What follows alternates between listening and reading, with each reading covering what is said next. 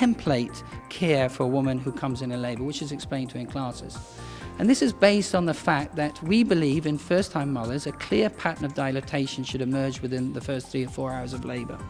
We can talk about latent phase and the impact of it, and at the end of the day, whatever you do, as long as you've got your results, then that's the importance of being able to compare results. And we heard about standardization of care.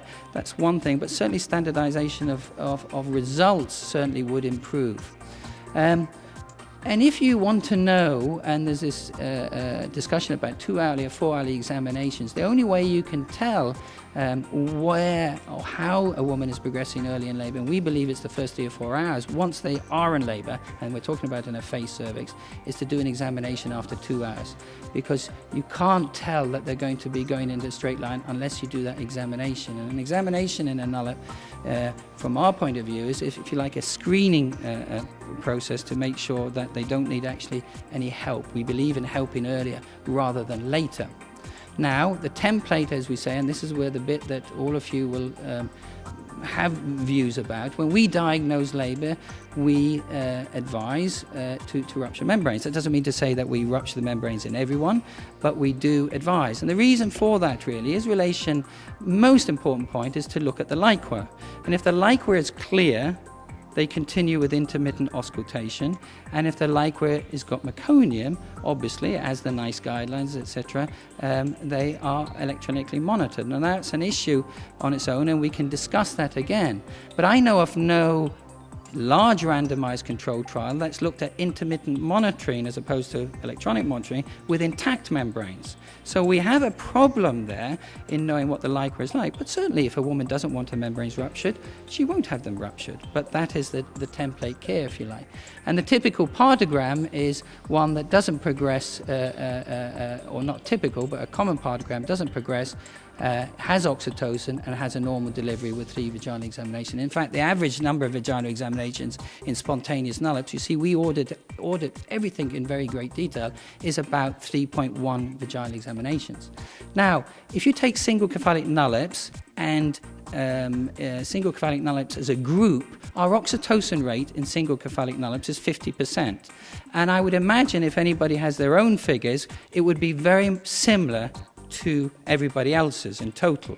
Unfortunately, not a lot of people divide it up like that, and so they don't know. And the same thing with rupture membranes. I don't think our rupturing membranes rate is any higher, but it is actually probably earlier. So of that 50%, 2/3 or 30% of the total is given at 4 centimeters or less than 4 centimeters.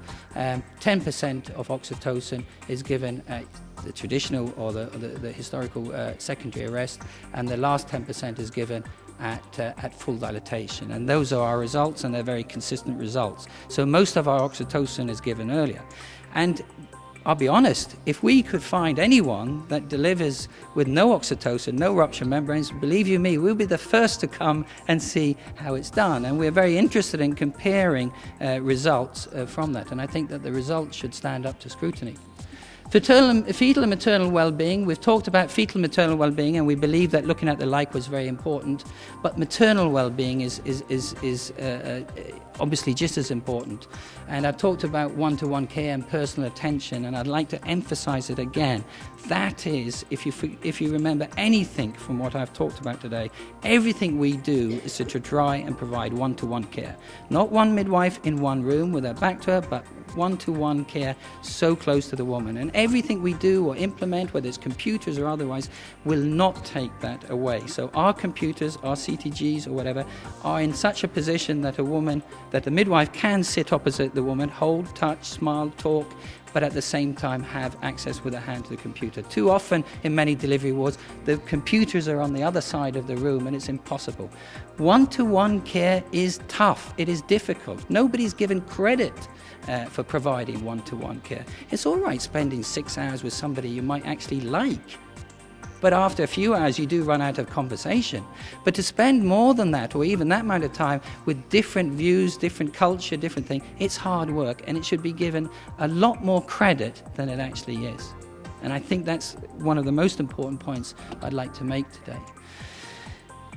Anybody that comes to our labour ward, this is one of the things that to me personally is such a surprise when they talk about it not being midwifery based or midwifery led. Anybody, I'm not going to stand up and say it is, you just have to come to our delivery ward and see that it is completely midwifery led.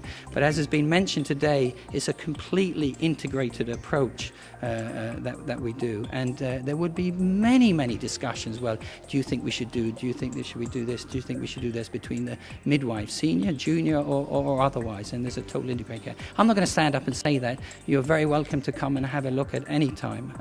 We're a very busy place, and you're very welcome to see that, but it is. And it's on the basis of also of an organisation framework, and we heard from Professor Kirkham about, specific roles. We can do that. We can have mutual respect for each other. We can work together, specific roles.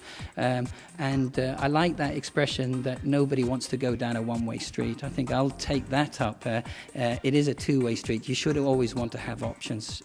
Things can happen. And again, most importantly of all, continue peer review audit. Remember the one-to-one, and this is the evidence of what our results are. We will continue to look at our evidence, and I'll come back to that in a minute. And we look at everything. We regard everything as an intervention, whether it's a vaginal examination or anything.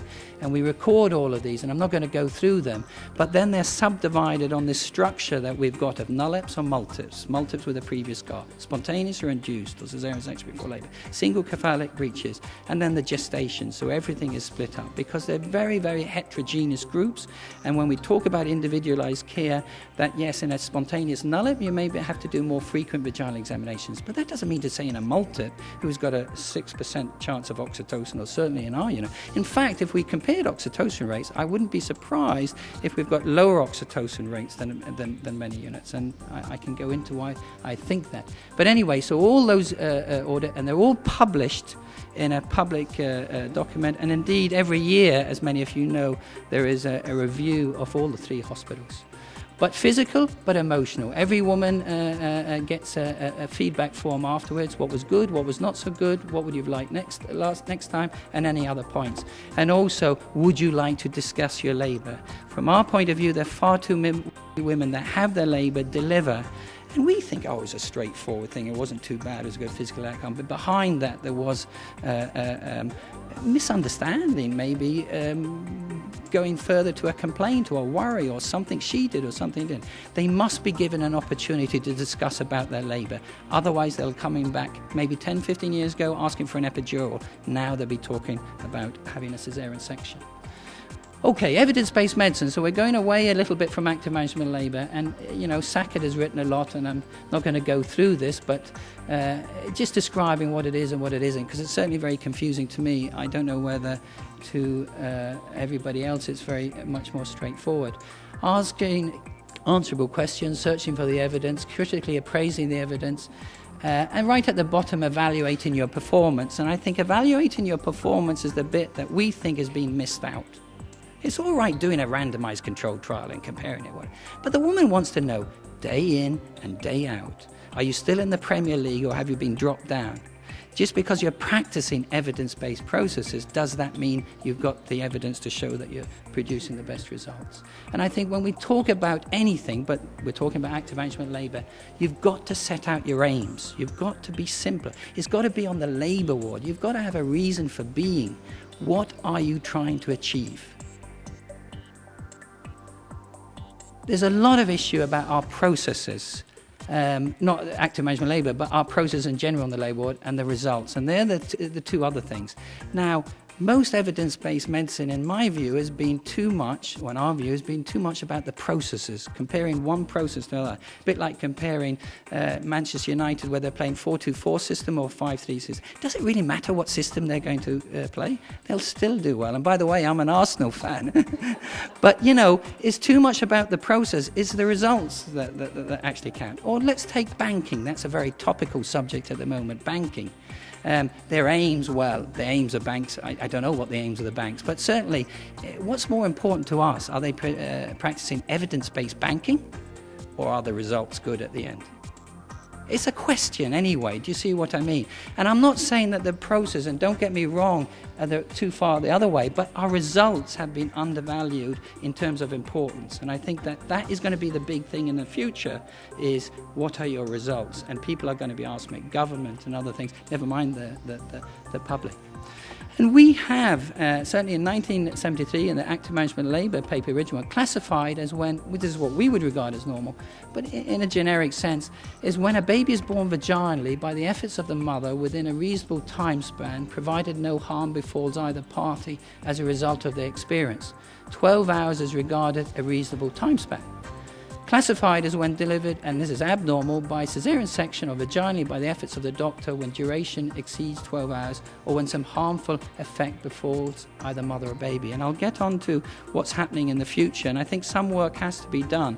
I don't think we should get too detailed. I still think we should record it, but there's got to be a simple message of what we're trying to. And this was put, as you can see, 37 years ago.